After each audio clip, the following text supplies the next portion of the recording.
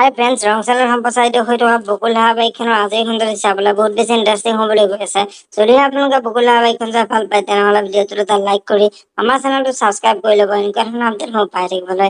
বকুল ধাৰাবাহিকখনৰ আজিৰ খণ্ডত দেখিবলৈ পাব আদিৰ হাতত কাম কৰা ল'ৰাজনে আদিক বেলেগ এটা ৰাস্তাৰে উলিয়াই পঠিয়াব আৰু আদিক আপুনি যিটো উদ্দেশ্যৰে গৈছে সেইটো উদ্দেশ্য পূৰণ কৰিহে আহিব।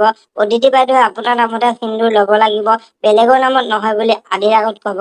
আনফালে আদি যে ঘৰৰ পৰা ওলাই গ'ল, এই সকলোবোৰ কথা ঘৰৰ সকলো পৰিয়ালে গম পাই যোৱাত দেউতাকৰ বহুত খং উঠিব। দেউতাকে তোমালোক থাকোতে কেনেকৈ আদি ঘৰৰ পৰা ওলাই যাব পাৰে বুলি দেউতাকে সকলোকে গালি পাৰিব। আৰু তেতিয়া মন্দিৰাই আদি কলৈ গৈছে আপোনাক চাগে মই ক'ব নালাগে, আপুনি অতি সোনকালে যাওক, তাক ৰখাওক বুলি মন্দিৰাই দেউতাকৰ আগত ক'ব।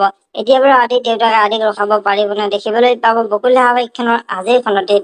আনফালে আজিৰ খণ্ডটিত অদিতি আৰু অনাবিলৰ বিয়া হৈ থাকিব। আনফালে আজিৰ খণ্ডটিত অদিতি আৰু অনাবিলৰ বিয়া হৈ থাকিব আৰু বামুণে কইনাক লৈ আহা বুলি ক'ব আৰু অদিতিক অনাবিলৰ ওচৰত আহি বহাই দিব। আৰু সেই সময়তে আদি গৈ পাব আৰু আদিয়ে এই বিয়া হ'ব নোৱাৰে বুলি ক'ব। আৰু তেতিয়া অনাবিল আৰু অদিতি আচৰিত হৈ পৰিব। এতিয়া বাৰু আদিয়ে কি কৰিব দেখিবলৈ পাব বকুল ধাৰাবাহিকখনৰ আজিৰ খণ্ডটিত। যদিহে আপোনালোকে বকুল ধাৰাবাহিকখন চাই ভাল পায় তেনেহ'লে ভিডিঅ'টোত এটা লাইক কৰি আমাৰ চেনেলটো ছাবস্ক্ৰাইব কৰি ল'ব।